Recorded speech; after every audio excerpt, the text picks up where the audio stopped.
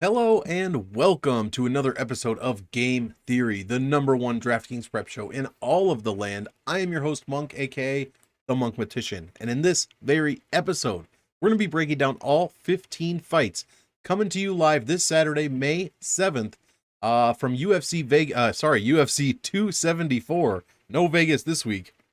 Headlined by Charles Oliveira and Justin Gaethje. Now, before we get into the quick breakdowns that we're going to do, please be sure, if you play DFS of any kind, of any sport, check out teamriserfall.com. There we go, teamriserfall.com right now and use code MONK. Save yourself $10 on a subscription today. There are experts in every single sport breaking down games. Football, basketball, there's even esports. There's literally every single sport. F1 just got added. USFL, I believe, just got added. So tons of stuff going on over there. Experts giving out advice in the Discord. We have tons of articles every day coming out over at Team Riser Fall. Winners posting things daily. I mean, winning thousands of dollars on DraftKings, FanDuel, etc. Prize picks even. So be sure to check that out. TeamRiserFall.com. Use code MONK. Save yourself $10 on a subscription today. Also, guys, check out MMA Engine. MMA Engine over on YouTube and on Twitter. MMA-engine.com is coming to you very soon in a couple of weeks. Me, Lou, Brady, and Uncle Wheezy are bringing you a product that's going to revolutionize how you're approaching betting and DFS plays when it comes to MMA. It's really a fantastic product. We're gonna be the one-stop shop for everything you need. So MMA Engine, like and subscribe to that. Excuse me, I just drank a ton of water before this. That was probably a mistake. And lastly, be sure to like and subscribe to this video, guys. It would really mean a lot to me. It helps a ton, and I'm so close to 250. I want to get to 250 subs before this pay-per-view on Saturday, and I think I'm about 9 away. So hit that like, hit that sub button as well, and ring the bell if you feel like it so you never miss any DFS content for any MMA cards coming up in the future. So without further ado, I think that's everything.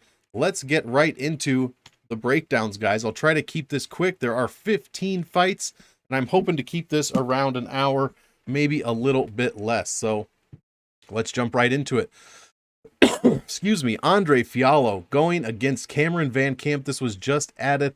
There are no official salaries yet for this fight for DraftKings, but the only available salary is $9,500 and $6,700. And if you look at the odds, they are pretty heavily in favor of Andre Fialho. So it just makes sense that the 95 and 67 would be applied to this fight, but that is not official. This is just one man's opinion on what he thinks the salaries are going to be. So Andre Fialho, Cameron VanCamp. I have no stats for Cameron VanCamp. He has no UFC fights, no Dana White Contender Series fights. He is $6,700 though. That is a pretty rough salary spot to be in. Let's see. We'll check his strength of schedule later. He is 15-5-1, so a pretty hefty professional record. He is 2 inches taller than Fialho, and I do not know his reach yet, but he does have 4 wins by KO, TKO, 9 sub wins. Has been finished twice in his career. Fialho, just coming off that win over Miguel Baeza, first round finish. 9,500 did make the optimal in that fight, averaging only 2.18 points a minute, but 112, almost 113 is what he scored when he beat Baeza. Let's see, when he lost, 80 points is what got scored on him. Opponent scored 3.04 points per minute, and he is $2,200 over his average salary. So we are paying a tax after that Baeza fight. But it's probably well deserved. I won't spend a lot of time on this fight as we don't have a ton of stats. Andre Fialho, round 1 knockout. He went to decision in his first fight against Michel Pereira. The strength of schedule, pretty poor for Cameron VanCamp if you look over here. You do want that number to be in the... Oops, you can't see my cursor. There we go. You do want that number to be in the 70 to 75 range would be, decent. He is well below that at 60 and a 56 strength of victory. Meanwhile, Fialho is right in that range, looking great. 2 decent fighters. He came in fighting Pereira, like I said, and then he had to go against Baeza. So no slouches, either one of those guys. I'm picking Fialho to win. I think he probably handles this very well. In fact, salary voodoo-wise, 9,500 is the best salary to play, hands down. It is one of the more expensive ones, second most expensive on this card, probably, if that's what the salary is going to be. But if it is, play Andre Fialho. You know, I think there's levels to this. I think Fialho has shown that he belongs in the UFC. We have not seen that with Cameron VanCamp yet. So do your tape, but I'm leaning Fialho. You play him in cash, play him in GPP heavy. Cameron VanCamp, I'm not going to go zero on him, but I won't have him in cash, and maybe, you know, just a sprinkling here and there, you know, less than 10% in GPPs. Second fight, Journey Newson. I haven't seen this guy's name in forever. Going against newcomer Fernie Garcia. Newson 0-2 in the UFC, 1 no contest, so he does have 3 fights. Let's see here. He's been finished by a knockout once and then 1 decision loss as well. So 7,600 for Newson. 1.79 points a minute. No DraftKings wins. Allows 3 points a minute. 97 when he loses. I mean, he's $233 under his average salary, but he has an average value of 1.24. So very, very low numbers for Journey Newson. Fernie Garcia, no UFC fights, but he, you know, his name is in yellow. And as you know, or if you don't, when the name's in yellow up here, that means it is a Dana White Contender Series fight that I'm tracking stats for, and they do not have UFC fights. So it does say 1 UFC fight here, but if the name is in yellow, it's a Dana White Contender Series fight. 8,600 is Fernie Garcia this week, so DraftKings thinks Newson does not stand much of a chance against this newcomer here. 7 points a minute is what he would have scored in his Dana White Series fight, Contender Series fight. 105.5 points in that win. 3 points a minute is what he gave up. You know, so not crazy, but nothing, you know, it's not low, but it's not high either. Again, not too many stats for these guys. Newson has yet to score over 90 and has given up over 110 in 1 of his 2 losses. Takedown points, Newson is allowing 1.23 points per minute in takedowns and control time. Garcia, no takedowns in his first fight. How long did that last? 2 minutes. So got a quick knockout there. Couple of stats here. Strength of schedule, much better for Journey Newson. He does have losses to Randy Costa. The no contest was to Pilarte, and I did not investigate that before starting the recording of this video, so I honestly don't know what that's for. You know, 9 times out of 10 it's a marijuana violation, so, you know, hopefully it's not a steroid, you know, indicator, but whatever. Ricardo Ramos, you know, got a loss in his UFC debut. Did Journey Newson. So Garcia with that win over Weems in Dana White Contender Series fight, like I said, put up 105 points. Raw DraftKings points per minute, and I forgot to go this low on my last one. Here are the graphs here. Newson trending up, but is getting outscored by his opponents at a pretty high pace. And then projections, whatever you think is going to happen, here's how I think it will score. And then the DraftKings visual statistical recap we can skip because Newson has no victories. And then the aggregate professional and UFC career finishing percentages, over 50% in their careers as far as finishes in wins and losses, and then well over that in their wins in the UFC. You know, that's only 1, Fernie Garcia, and it's not even a UFC win, so that should actually be 0. As far as this one, I mean, I don't trust Journey Newson as far as I could throw him, which probably isn't very far.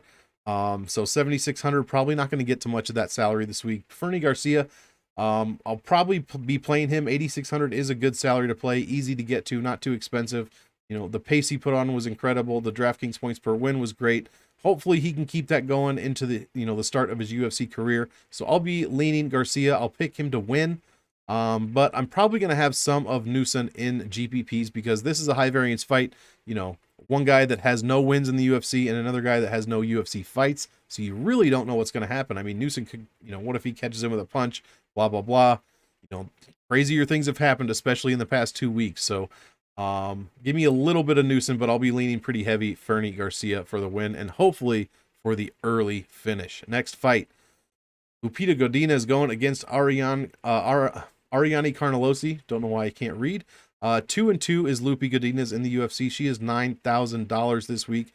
Tremendous pace, 3.54 points a minute. When she wins over 2 UFC wins, 106.5 points. Great defensive pace as well, allowing less than 2 points per minute and only 64 when she loses. So a pretty good defensive play here for Lupi Godinez. She is $100 over her average salary, so, you know, that's not too extreme whatsoever. Let's see, pretty high ceiling and a pretty high floor as well. Carnelossi on the other side, 2-1 in the UFC, $7,200. Ariane Carnelossi, 4.3 points per minute, the highest pace on the card by ranked fighters.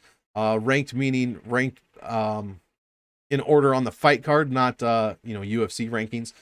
So that is the highest pace out of all 30 fighters on the card. 1.08, or sorry, it's the highest pace out of all 30 fighters. 6 fighters, as you can see right here, are not ranked because they do not have 3 fights in the UFC. So that's when I start ranking fighters.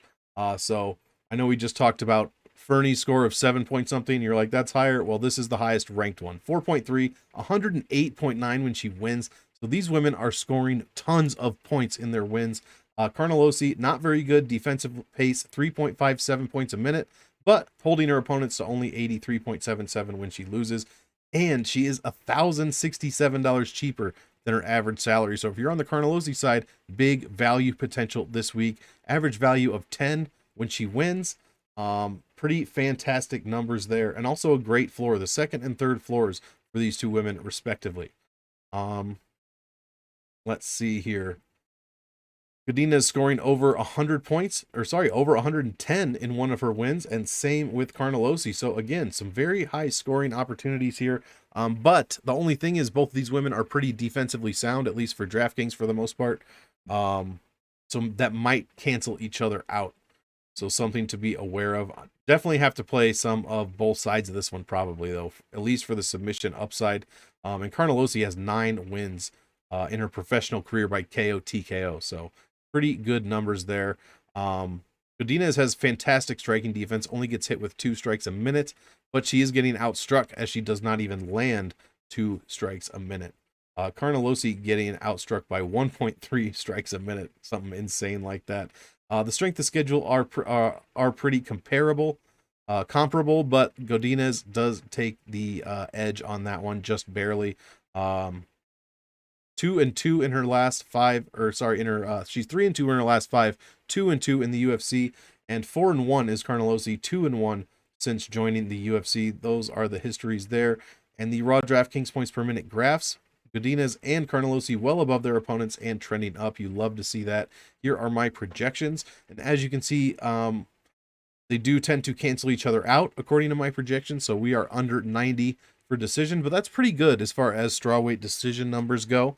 And then the visual statistical recap, much bigger, or much more real estate, I should say, for Carnelossi here. As you can see, the finish win percentage much higher, but we do have a very small percentage of UFC fights, so it is what it is. And then the aggregate professional career and UFC career finishing percentages, right around 50, I would say, a little above actually. Computer Monk probably picking this one to finish inside the distance, if I had to guess. And stick around because at the end of the video, I will show Computer Monk's picks so you know how he is leaning. And with that, I don't know what I'm picking for this one. I guess I'm gonna lean Godinez early, but I will absolutely be playing Carnelossi in GPPs. Probably not gonna focus on this one for cash at all. This is gonna be a GPP fight for me. Might be pretty even as far as exposure, maybe 20% a piece, something like that. Seems like a decent number. Next fight. Excuse me. And I stopped muting, so I apologize for the coughs, but occasionally I do not unmute, and then I have to re-record, and I do not like doing that. This fight is going to be pretty quick. Clayton Rodrigues, again, name is in yellow, which means, stay with me, he doesn't have any UFC fights. The one fight that you are logging is from Dana White Contender Series. Exactly, you nailed it. Going against CJ Vergara, 0-1 in the UFC. Rodrigues, the huge favorite, $9,400.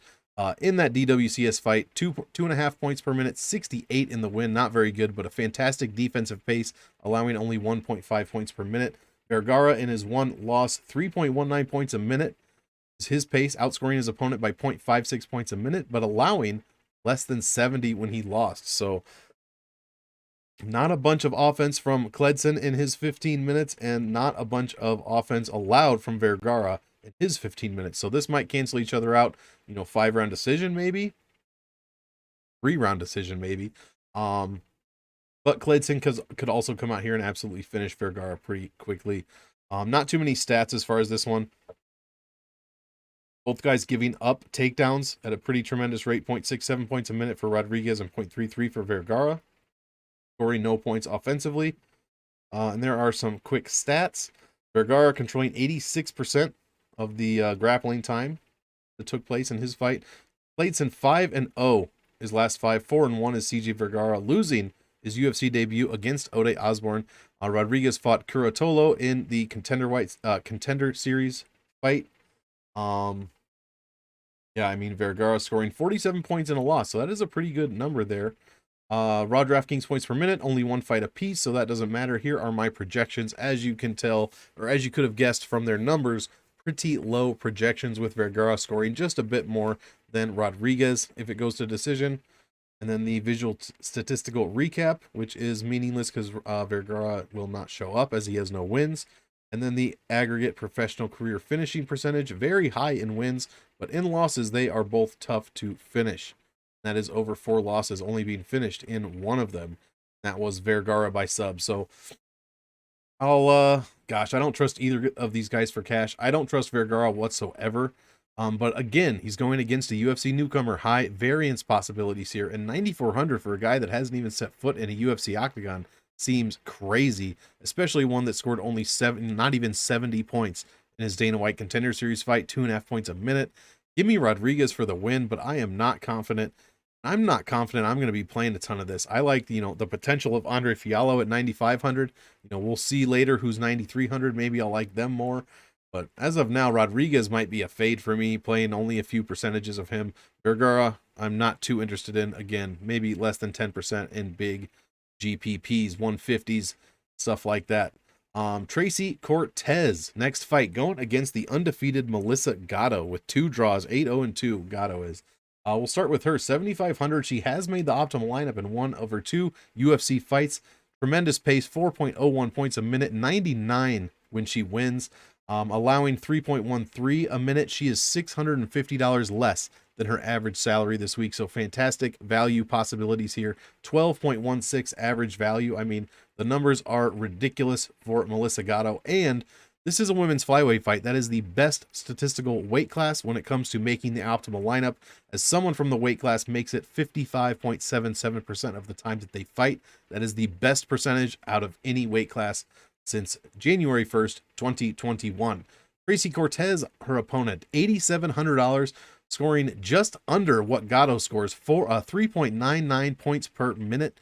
1.8 points is what Cortez gives up, so outscoring her opponent by over 2 points a minute. That's a fantastic number. Scoring just under 90 in her 3 UFC wins, so a good average there. And she is also cheaper than her average salary by $233. A great average value, 10.05. So she is 10x every time she has, well, I shouldn't say that. She's averaging 10x over her 3 fights. So some absolutely fantastic numbers here. Cortez scoring over 100 in 1 of her 3 UFC wins, and Gatto scoring over 110 in 1 of her UFC wins. Both women allowing takedown points and control time, but Gatto at a much higher rate, over almost 1 point per minute in takedowns and control time. And that is not good when you are facing Tracy Cortez, who is scoring 1.9 points a minute in takedowns and control time. My goodness, that might swing things for me, just that stat alone.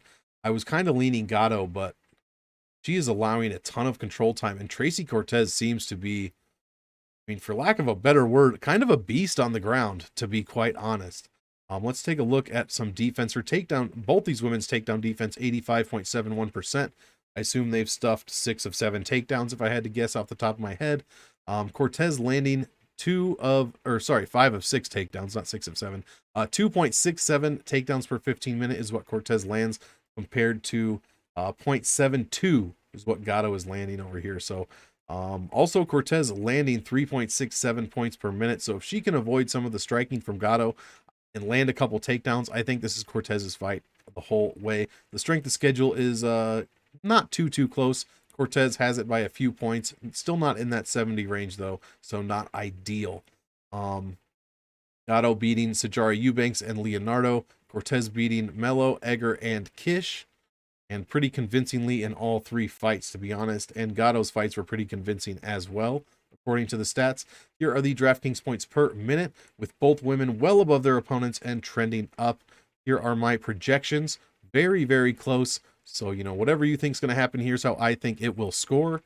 And then the DraftKings visual statistical recap with Gatto, the much higher real estate, 100% finish win rate in the UFC, tons of DraftKings points per win, bonus points. I mean, you know, Tracy Cortez sticking out in the grappling points by quite a bit, so that is her edge in this fight, as I was talking about. And this number makes absolutely no sense. I'm going to have to look. What's going on here? 9-1. We have 8-9. I'm missing. No, I'm not. I don't know what's going on. Sorry you're hearing me babble. But 200% seems pretty impossible. Especially since neither one of them have a loss. So this should be a 0. I don't think this one's going to finish inside the distance. We'll have to see what Computer Monk says. Let's keep it moving. How many have we gotten through? 5, and we're 20 minutes deep. Let's roll. Francisco Trinaldo, next fight, going against Danny Roberts. Need another quick water break. I suggest you take one as well. Guys, this is not a black turd floating in my water. It is charcoal, I promise. I'm not drinking turd water. Although it really looks like that, doesn't it, on the camera? And then you probably get nervous as it gets closer to my mouth. It's interesting. It makes for high drama. High drama on the Monk Maddox channel. Francisco Trinaldo going against Danny Roberts. We'll start with the Roberts side. He is 7-4 in the UFC, $8,000 this week. The closest line fight for DraftKings, 2.29 points per minute. 3.32 is what he's allowing, so getting outscored by over a point a minute. Only 81.54 when he wins, and he gives up 102 when he loses. That is an absolutely terrible number. He is only $200 cheaper than his average salary, and 7xing when he wins. So not good numbers from Danny Roberts. Excuse me, I almost said Danny Brown. 8,200 for Trinaldo. 2.32 points per minute is the pace he's allowing offensively and defensively. You know what I meant by that. 78.3 points in a win. That's it. And he only allows 80 when he loses. He's also, cheaper than his average salary, and 7xing his wins as well. A bit better value than Roberts, but, nothing to write home about. I will probably be fading. This is a cash fight. Trinaldo is kind of before I say that, let's look at his record. I was going to say the Arlovsky of the welterweight division at 43 years old. He is also 4-1 in his last 5. So yeah, I'm going to stick with that. The Arlovsky of the welterweight division. So you're going to have to knock out Francisco Trinaldo if you want to win. So if you think Danny Roberts can knock out Trinaldo, then pick him in cash. Otherwise, I don't know how. I don't even know why I'm saying this, but I think I'm leaning Trinaldo, actually, by decision. I will not be playing him in GPPs at all. Roberts, probably not either, because Trinaldo just does not get finished. Like I said, cash gameplay for this one. I'll keep scrolling while I talk, because the numbers are not impressive. I mean, look at these scoring numbers. Very, very low. Roberts, only 2 times he's went over 100. Only 1 time Trinaldo has gone over 100. Actually, that might be 2 times. Either way, numbers are terrible. The takedown and control time points allowed are terrible. And Francisco does have more of an offensive grappling game than Roberts. According to the stats, Roberts' strength of schedule is just trash. Just trash. So yeah, I'm picking Trinaldo. I'm picking Trinaldo by decision, and I'll play a little bit of Trinaldo in cash. Probably not much of Danny Roberts at all. I mean, there's really no point to playing Danny Roberts in cash unless you really think he's going to win. But even Trinaldo, when he loses, 20 points, I guess that's not great. But yeah, I'll be going with Trinaldo here. And there's my graph. Pretty close, actually, but Roberts with a bit more real estate. And then the career finishing percentages, right around the 50-point mark between the UFC and professionally. So, like I said, I'm leaning Masaranduba by decision on this one. Scores are not great. Blagoy Ivanov going against Marcos Rogerio de Lima. Let's start with Ivanov. $8,400. Hasn't fought in almost 2 years. 35 years old. He will be the younger fighter here, actually. 2 inches shorter and 2 inches less reach than Rogerio de Lima. Ivanov, no bueno when it comes to scoring. 2.08 points a minute, allowing only 1.89, so very good. but scoring only 72 over his 2 UFC wins on average and 64 when he loses. So opponents do not score well on him either. And he is $480 over his average salary. Not good. Less than 6 average value when he wins. Not good. 7,800 is Marcos Rogerio de Lima. 3.63 points a minute, so a fantastic pace. 103.65 points when he wins. So much, much better numbers for de Lima per win than Ivanov. And this is over 8 wins, guys. 103. Wow. And he has a better defensive pace as well. 1.7 is all de Lima allows. That is the best number on the entire card. And as you had to pay over for Blagoy Ivanov, Rogerio de Lima is coming in $367 under his average salary, in which he's 8.3xing his value in wins. So pretty decent numbers there for the heavyweight Marcos Rogerio de Lima. I will be looking at this fight on that side of this fight specifically for GPPs. Ivanov never gone over 90 points. I mean, he is 0.5 points per minute in takedown and control time. De Lima does allow 0.87 points per minute in grappling, so not a great look there. He's going to have to avoid the takedowns from Ivanov, but what's Ivanov's chin? Never been knocked down in the UFC. He's never been finished by KO, TKO, only been finished by submission once. So we'll have to see if de Lima can keep this one standing and just kind of outpace Ivanov on the feet. Ivanov with the much better strength of schedule by at least 3 or 4 points in every single category, except that strength of defeat. Let's see. Ivanov 2-3 in his last 5, where de Lima is 3-2. Ivanov losing to Luis Dos Santos and Sakai. De Lima losing to the undefeated Romanov and Stefan Struve. Raw DraftKings points per minute. Both guys well over their opponents and trending up. And then here are my projections, very low, as you can see, unless we get the quick win. Not quick win, but first round win from Rogerio de Lima. We could get over 100 points according to the stats. So that is kind of what I'll be targeting, actually. Even though, like I said, Ivanov's never been knocked out, I will be playing the Marcos Rogerio de Lima side of things for GPP tournaments, probably avoiding this one at all costs in cash because I have no idea what's going to happen. But I think the most likely thing is de Lima by finish, hopefully first round. But if that doesn't happen, no one's going to score well in this fight. So probably not playing much of Ivanov, maybe a little bit. But de Lima only been KO'd, TKO'd once.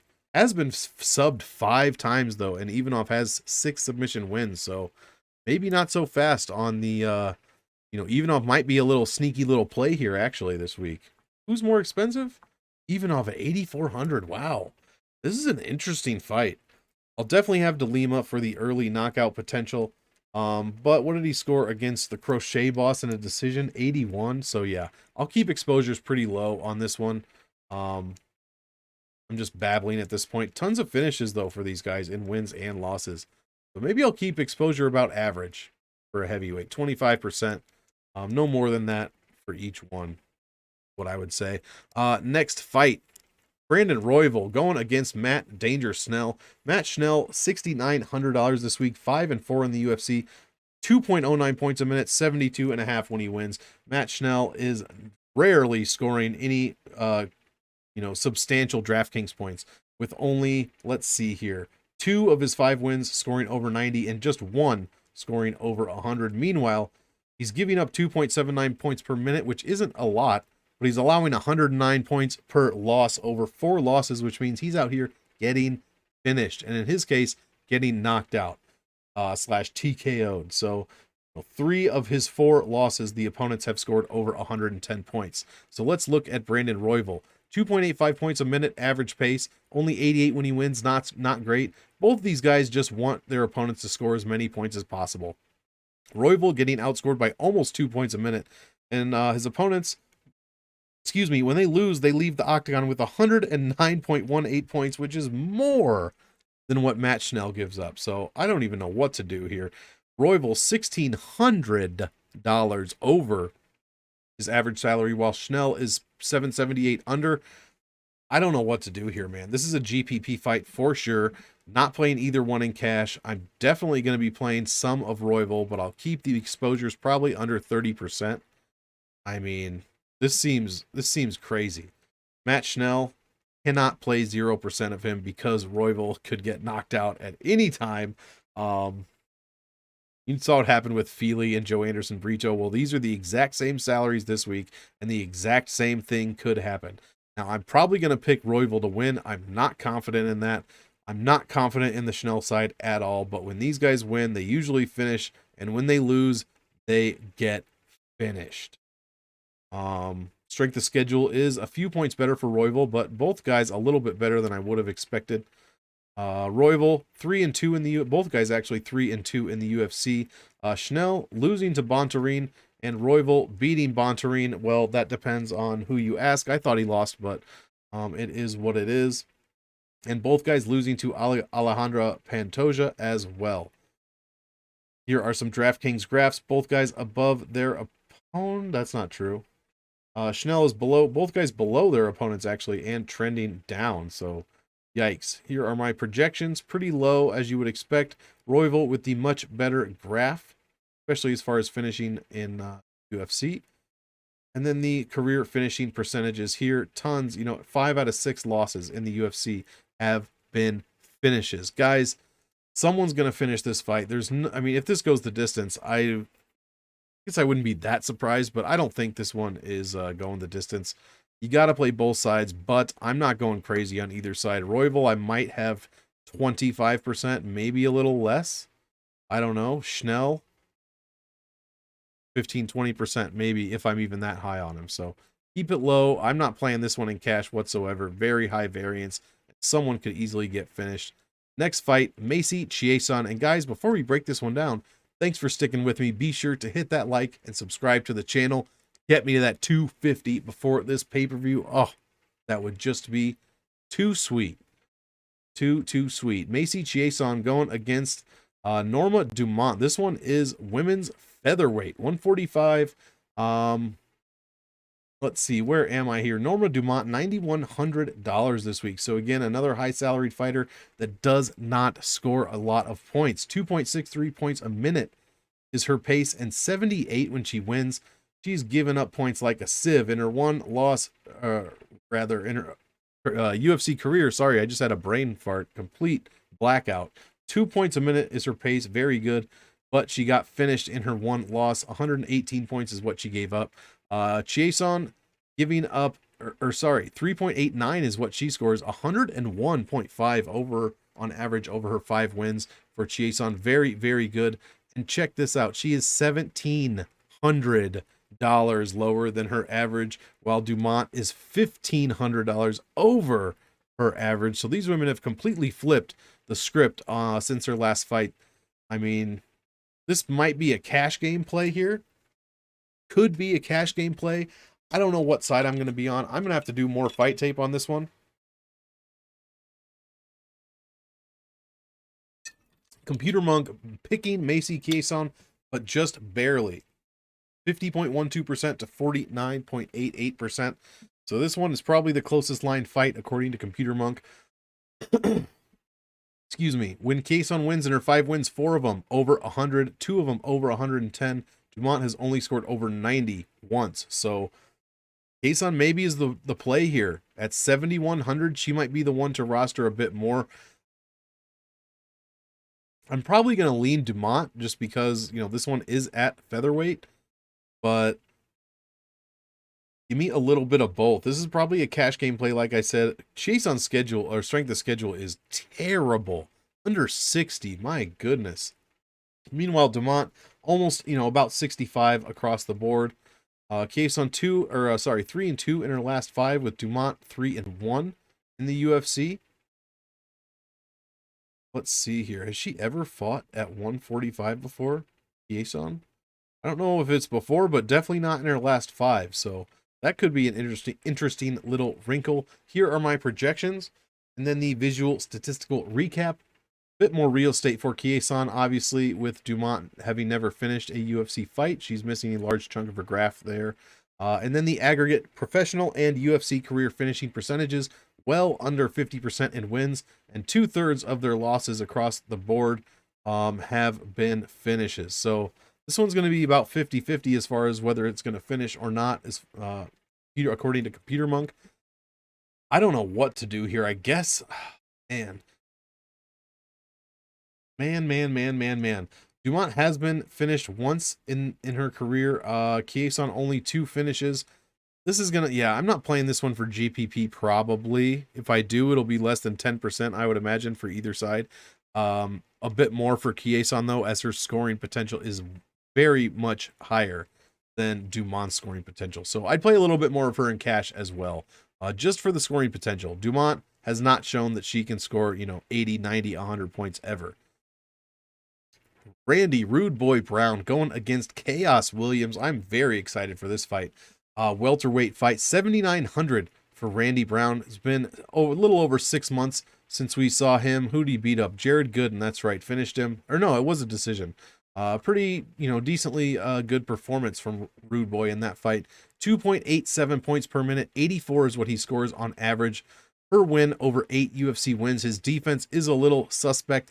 2.92 is what he's giving up, but allowing over triple digits when he loses, and that is over 4 UFC losses. He is $440 under his average salary this week, so very good number there. 7.6x value when he wins, so not fantastic, and that's where you get that 84.7 number. This makes Randy Brown a good cash play if that is the angle you're looking to take here. If you're looking at the Rude Boy Randy Brown side, I would be playing him in cash lineups this week. That said, I don't know what his chances are of winning the fight. Computer Monk thinks this is 53-47 Chaos Williams. I think that's pretty close. So I am favoring Chaos to win the fight, which makes Randy Brown not a good cash play. Because you want your cash play fighters to win. So maybe a little bit lower exposure in cash to this one. But I digress. Chaos Williams, 4-1 in the UFC, $8,300, 3.06 points a minute is his pace. Scoring 102.2 points per minute when he wins, and this is over 4 wins, so a pretty decent sample size. A fantastic defensive pace. Williams allowing only 1.73 points per minute, and only 62 when he lost his one UFC loss. He is 560 over his average salary, so not terrible, but not great. You are overpaying, but you're overpaying and getting an 11x value when he wins. So that is the best value on the entire card. Like I said, fantastic defensive numbers as well. So I love Chaos Williams here at the $8,300 salary. The only problem is Randy Brown, 6'3" to 6 foot for Chaos Williams, but Williams only a 1-inch reach disadvantage. So pretty close there. I'm really excited for this fight. Williams, half of his wins, so 2 of 4 UFC wins over 110 points, whereas Randy Brown has only hit over 100 just twice. Let's see here. Williams doesn't score a ton in grappling, but does not give up a ton either. Most of his points coming from striking and his knockdowns. Randy Brown, kind of a lower volume striker, so his opponents tend to match that as well. So another reason why this is an interesting matchup. Here are a few stats, relevant fight stats. The strength of schedule is going to go to Chaos Williams by a few points, except for that strength of defeat, which is a little bit closer. But the strength of victory is 5 points. The opponent win percentage is 3%. So better in almost every category for Chaos Williams. Here are the last 5. Williams, both guys actually 4-1. Brown losing to Luque and Williams losing to Pajeda. All of their other fights, were pretty dominant wins, as a matter of fact, if not finishes. So looking good there. Here are the DraftKings points per minute graph, with Alex Morono completely, the Alex Morono fight just completely threw off because Chaos Williams scored over 30 points a minute. So as soon as this fight happens, that fight will be off and we'll be able to actually use this graph again. Here are my projections, much higher obviously for Chaos Williams, since he is the better minute scorer on average so far into their UFC careers. And then much more real estate in almost every single category per win from Chaos Williams, according to the visual recap here. And then the professional and UFC career finishing percentages, well over 50, 60, almost 70% in every single category. So no question, Computer Monk is picking this fight to finish inside the distance. I think it's going to be a great fight. I'm leaning Chaos Williams here. But I will have a bit of this. I'll probably, if I'm playing them in GPP, I'll be playing Chaos more. And if I'm playing either of these guys in cash, I'll probably play both with a bit more Chaos Williams. 83, not too much to pay, over 7,900, so you're not getting a ton of salary relief by playing Randy Brown.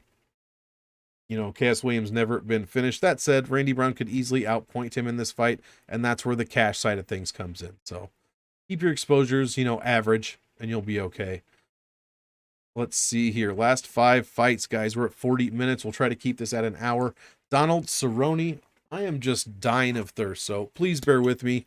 Get yourself some more water. Hey, why not? Can't get enough. Cowboy Cerrone hasn't fought in almost a year. Taking on... Yep, oh, that says Joe Lauzon, guys. Joe Lauzon. Hasn't fought in 2.5 years. Cerrone, $8,800. What do we get when we're going for the 39-year-old Donald Cerrone? 3.22 points a minute. So the 11th highest pace on the card. The 10th highest scoring number on the card at 98.67. He's outscoring his opponents by 0.6 points a minute and giving up almost 100 when he loses. So that's the worst number out of the bunch, is what Cerrone allows when he loses. And a lot of that has to do with his recent lack of success in the UFC. Check this out. This guy's 1-4. What is he in his last 5? 0-5. Please excuse me. $750 over his average salary. Joe Lauzon, $7,400. He is 15-12 in the UFC.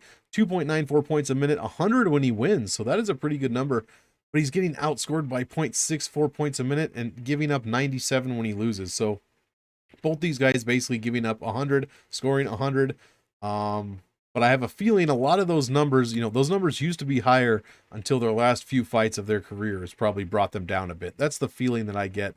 Lauzon, $720 under his average salary. So you are getting a bit of salary relief here, but I mean, what are we doing with this fight? You can't play this in cash, right?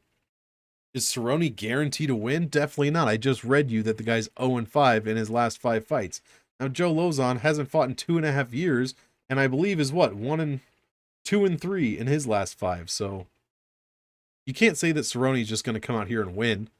You can't play this in cash whatsoever. If you want to play it in GPP, I mean, you're on your own at this point. I'm probably going to fade this fight. To be completely honest, I might have a little bit of each one in case one of them just has no chin. Maybe Lauzon has no chin anymore. So maybe like 10-15% in GPPs, but I am not comfortable in cash. And I'm not even comfortable with that exposure at GPP. So this is going to be a fade. And also, I know the $8,800 salary has seen some success lately, but it's still a very poor salary statistically. It has a lot of catching up to do before you can, call it a not poor salary. So it's still a poor salary to play. Let's not get it twisted. Here are the visual statistical recaps and aggregate professional and UFC career finishing percentages. Much higher or much more real estate for Joe Lauzon. Strength of victory, because Cerrone has no strength of victory in his last 5. He's got 5 losses. And then tons of fights finishing, well over 50% in every category, wins and losses, especially in wins though. No chance, I mean, not no chance, but I doubt this one goes the distance. Both of these guys well past their prime. I don't even know how this fight's happening, let alone how it's on the main card, but I do like both guys, so I will, be happy no matter the outcome. I don't really care who wins and loses. I'm just staying away from this one pretty much for DraftKings. It seems like it's cursed. Ovince St. Preux. My goodness. Here's another fight. Like these 2 fights. What are we doing with these 2 fights? Ovince St. Preux going against... All right, I'm not going to do the bid. Wait, what is it? Yeah, I did it again. Mauricio Shogun Rua. That's what it says, guys. 40 years old. Wow. Preux is just turned 39. Shogun Rua, $7,000 this week. Oof, 3.26 points a minute. He hasn't fought in a year and a half. 100 when he wins. This is over 11 fights, or 11 wins, sorry. 3.12 is what he's giving up per minute. 103 when he loses. He's $1,100 less than his average salary. I don't know what to do here. I'm probably not playing this one at all. Actually, I'm not saying that. I'm not playing this one in cash at all. GPP is probably about the same as the fight before this, 10, 15, 20% of each side in case someone's chin is completely gone. Oven St. Preux, $9,200, scores less than 2 points a minute, less than 90 when he wins. So yeah, probably higher exposure on Shogun. Plus you get salary relief that way. But these numbers, you're gonna sit there and tell me you're gonna pay $9,200 for Oven St. Preux, 2 points a minute. I mean, could he come out and submit Hua? Maybe. Knock him out? I guess. If Hua is completely torched, then maybe the 92 is worth it. But if Preux does not get him out of here in the first round, you've just wasted that salary. That's my fear here. So keep exposures low. I mean, 15% of Preux's 13 wins, he scored over 100. Guy does not score well at all. Meanwhile, Mauricio Shogun Hua, 63% of his 11 wins, he has scored over 100. So the much better scoring opportunity for Shogun. The only problem is he's 40 and hasn't fought since he was 38. So that is a problem. Strength of schedule, much, much better by a few points for OSP. He is 2-3 in his last 5, while Shogun is 2-2-1.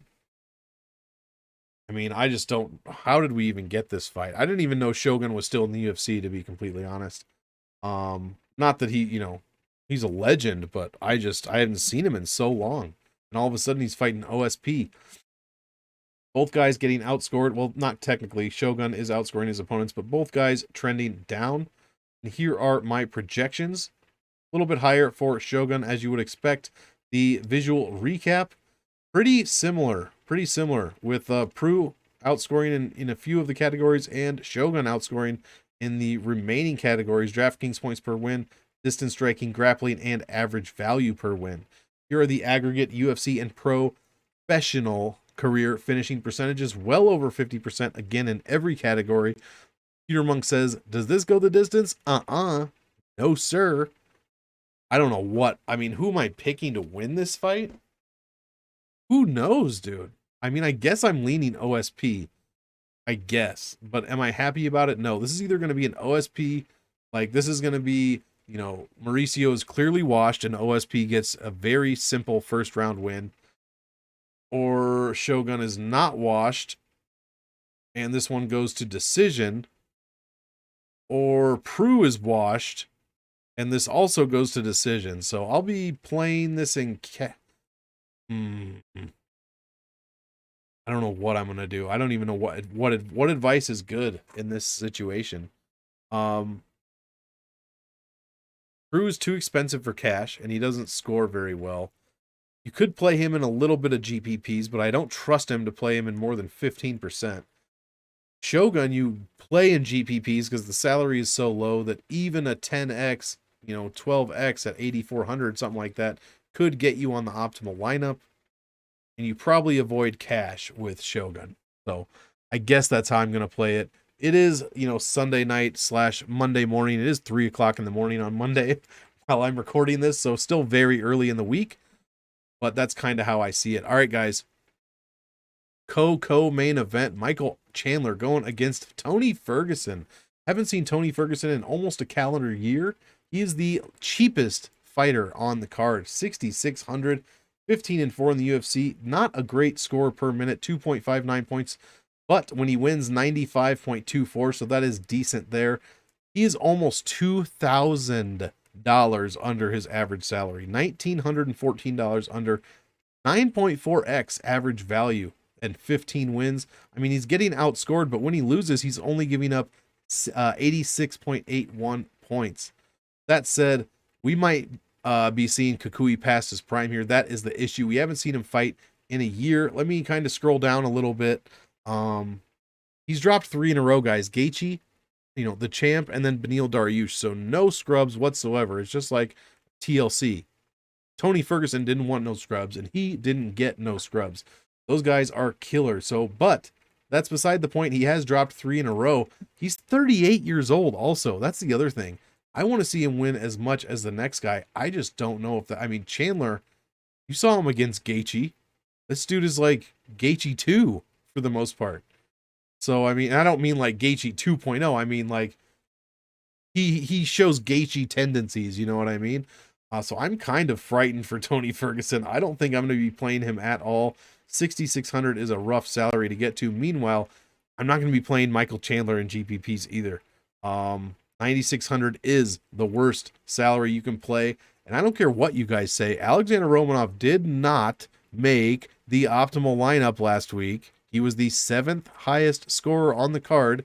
And the 6 people above him, their salaries added up to $49,400. So I don't know what you guys, how you guys define optimal, but Romanov did not make the optimal. So one time out of 10 uses, the $9,600 salary has made the optimal. It was Marvin Vettori, and he scored 156 points.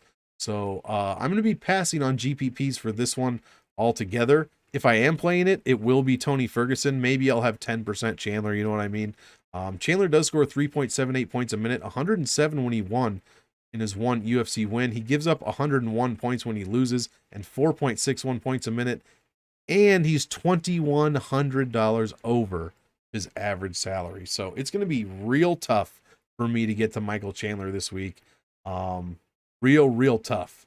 He could come out here and just kill Ferguson in the first round and still not make the optimal. I think 9,600 to win and not make the optimal is 70% probability. Straight up, statistics, probability math, 70% to win and not make the optimal. So I'm going to be playing the probabilities this week. His strength of schedule is much better than Ferguson's.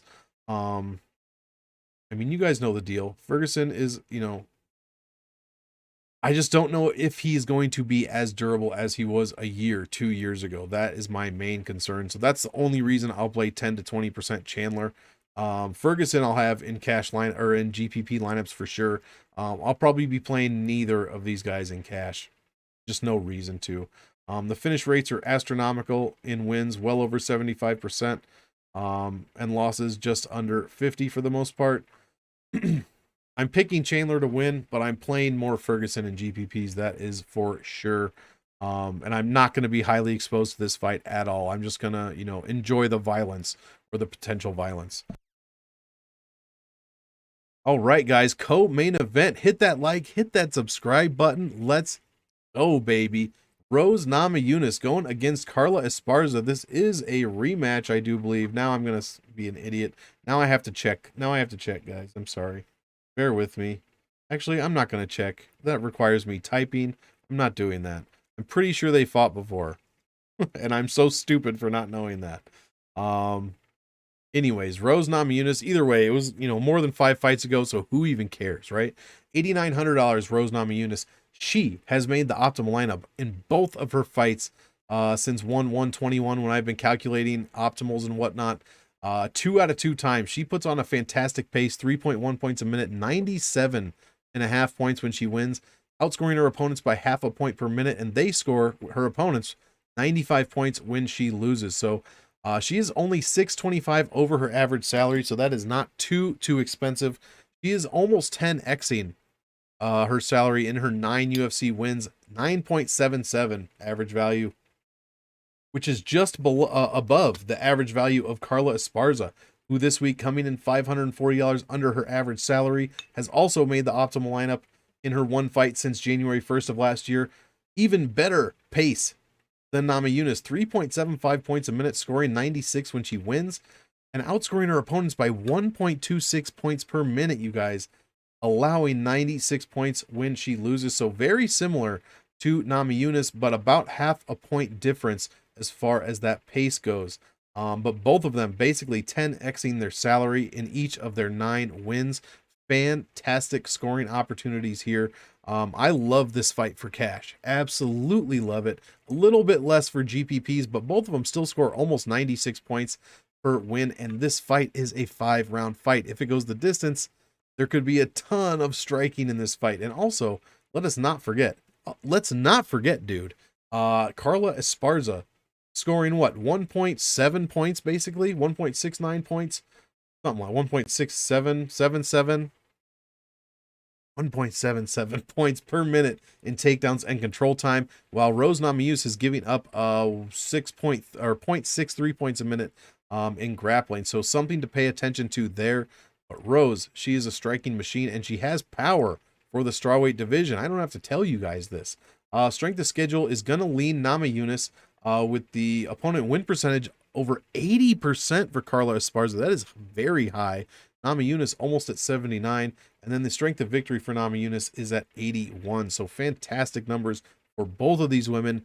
Got to give the edge to Namajunas, who has fought only 3 opponents in her last 6 fights. 3 rematches in a row, and she's only lost one of these fights. The first fight to Andrade when she got slammed on her head. But, as you know, came back, wins the next fight, and becomes champion once again. Here are the DraftKings per minute graphs. Both women well over their opponent and trending up. And in Esparza's case, opponents trending down at a pretty drastic rate, which is fantastic if you're Carla Esparza. Here are my projections, much higher for Esparza, and I believe these are the 5-round. Yep, we have 5 rounds projections here, so good stuff there.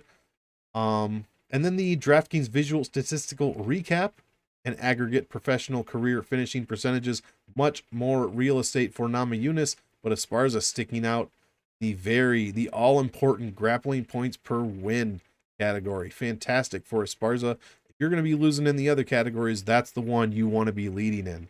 And then the finishing percentages, under 50% in the UFC as far as wins, but 50% or over in the other 3 categories that I really pay attention to.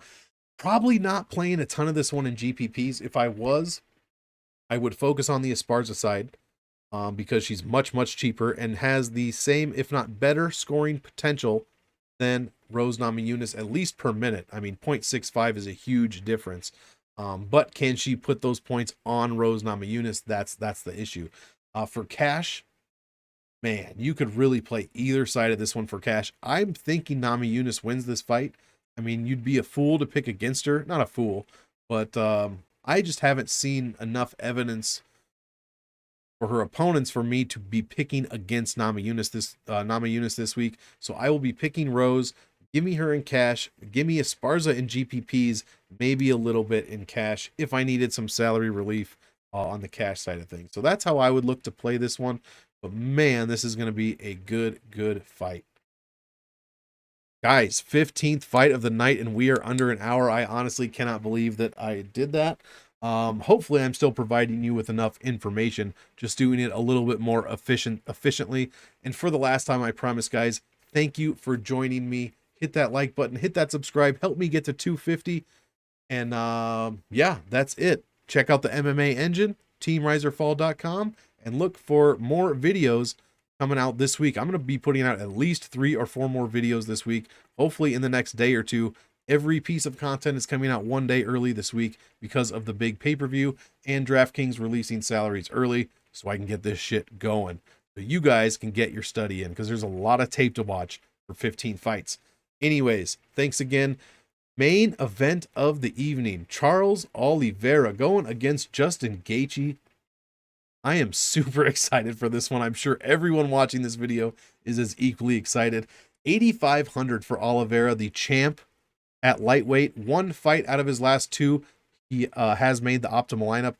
Great pace he puts on, 3.5 points a minute. Only 94.3 when he wins. Not the best, but not, pretty average for the card. 2.78 points a minute is the defensive pace, so a decent pace he puts on there, or his opponents put on, I should say. 96 points is what he's allowing per loss, so a few more than what he scores rather when he wins. He's only $93 more than his average salary, so that is just perfect for a main event fighter. I don't consider that paying up. And he is 8.5xing his value in his 20 UFC wins, which is an incredible number to span that many wins and keep your value that high. So very, very consistent fighter. Justin Gaethje, $7,700. What do I need to tell you about this guy? 3.56 points a minute, a great pace he puts on, scores 105 when he wins. If he loses, 108, almost 109 is what he's given up. I mean, he's getting outpaced by 0.01 points per minute, but he's $300 cheaper than his average, and he's over 10xing his value in 6 of his wins. Huge, huge numbers there. If you needed any more reason to pick this fight. The $8,500 and $7,700 salaries are the best salary pair you can possibly play when they are paired together. The winner makes the optimal at like a 66% rate, something crazy like that. Maybe not 66, but it is. Oh, I think it's 62 actually. I don't have the number in front of me, but it is very high and over 60%, the highest salary pair you can play. So, hey, little extra bonus, stat there. Oliveira, 15 of 20 wins. He's putting up over 90 points. In 30% of those 20 wins, which is what, 6, he's putting up over 100. And in one of those wins, he did score over 110. So he's not scoring crazy Max Holloway numbers ever, but he is very consistent in between the 90 and 100 point range, which is fantastic for cash. So that's how I'm going to be playing Oliveira this week, mostly in cash, obviously a bit in GPP because it is a 5-round fight. Anything could happen, etc., etc. But Oliveira is a great cash play this week for sure. Justin Gaethje, 100%. So 6 of his 6 wins, he scored over 90. 4 of the 6 of them, he scored over 100. And 2 of the 6 of them, he scored over 110. He's given up a ton of points as well in his 3 losses. Oliveira, 1.34 points per minute in takedowns and control time. And he's scoring basically 2 points a minute, striking as well. Just fantastic. Gaethje allowing 0.3 points a minute in takedowns and control time. Some of the best defensive numbers on the entire card. So that is going to be issue here. I mean, we all thought Oliveira was just going to come in and wrestle Chandler, which he did do to an extent, but his striking was crazy. Or maybe I'm thinking of Poirier. I'm thinking of the Poirier fight. His striking was ridiculous in that fight. So he kind of flipped the script on everybody. Is he going to go for takedowns against Gaethje? I certainly would, because Gaethje hits like a Mack truck. But Oliveira has shown some of that power as well recently. At least in the Poirier. He knocked down Poirier. So I know it was his first knockdown in his... No, he didn't. He got knocked down by Poirier. What am I talking about? He did outstrike Poirier. That's what I was looking at. He did knock down Chandler twice. So sorry, I'm getting a little... It is 3:30 in the morning, guys. Come on, give me a break. Oliveira with one of the best strength of schedules on the entire card. Few points over Gaethje's, whose is also extremely good. His only loss in his last 5 coming to, some guy named Habib Nurmagomedov. Ever heard of him? Oliveira, like I said, undefeated in his last 5 with some huge wins. Gordon Lee, Ferguson, Chandler, Poirier to win the title. I mean, come on. Raw DraftKings points per minute graph. Both guys trending down while their opponents trend up, but they are facing some killers. And they're still scoring well above their opponents. Actually, Gaethje and his opponent are dead even. And then 5 rounds worth of projection. So whatever you think is going to happen, here's how I think it will score. Very close projections, actually, to each other, with Oliveira just edging out Gaethje from that, DraftKings points per minute angle. And then the DraftKings visual statistical recap. A bit better real estate for Gaethje in a few of these categories, with the grappling points going to Oliveira and the finish win percentage as well. And then finally, the aggregate professional and UFC career finishing percentages. Look at these numbers, guys. In their pro career, 89% of their wins by finish, 88.5% in the UFC by finish, 90% of their losses finish, 91% of their losses finishes in the UFC. I think this one's going to finish. I honestly don't know what I think. Computer Monk thinks that Oliveira is going to win this fight at a 55 to 45% clip. I probably agree with that. I'm going to be playing a ton of Oliveira in cash, and I'm going to be playing a bunch of Gaethje in GPPs. That's probably how I'm going to play this. I'm also going to have Oliveira in GPPs as well. And at 85 and 77, you can get to both of these guys pretty easily, especially since I think some of the higher salaried guys are a bit, not fraudulent, but OSP, what's he doing at that salary? I mean, just because like I said, in case Shogun is completely washed. That's the only reason I could justify that. So I'm thinking some of the higher expensive guys are a little bit too expensive. So you could easily get to Oliveira and Gaethje this week. Guys, that is gonna do it. All 15 fights, we killed it. Absolutely killed it. Actually, before we get there, as I promised, since I always seem to forget this, Computer Monk's picks. Computer Monk has some picks. What's he gonna pick this week? All right. First pick, Andre Fialho by finish. Fernie Garcia by finish. Lupi Godinez by finish. Clayton Rodrigues decision. Tracy Cortez finish. Francisco Trinaldo finish. Marcos Rogerio de Lima finish. Brandon Royval finish. Macy Chiasson decision. Chaos Williams finish. Donald Cerrone finish. Oven St. Preux finish. Tony Ferguson finish. What? Rose Namajunas decision. And Charles Oliveira finish. Guys, if you are not counting, Computer Monk is picking 12 of 15 of these fights to finish inside the distance. So lots of violence opportunities on this card. I am excited. We did it. Hit that like, hit that sub, hit that bell. Get over to MMA Engine, do the same thing. Get over to Twitter and do all that stuff as well. But seriously, guys, thank you for joining me. 15 fights broken down in just over an hour. I did not even think that was possible. So thank you for sticking with me. Be sure to check out teamriserfall.com. Use code MONK, M-O-N-K. Save yourself $10 there. And be sure to stick around. Check out the rest of the content I have coming your way this week. At least 2 or 3 videos probably on Tuesday, and possibly even one on Wednesday. And I have a big partnership / affiliate that I'm going to announce in one of those videos starting this week. So be on the lookout for that. Guys, that's going to do it. Thank you for joining me. As always, I want you all to enjoy the fights. So enjoy. And we will see you next time. Have a good one.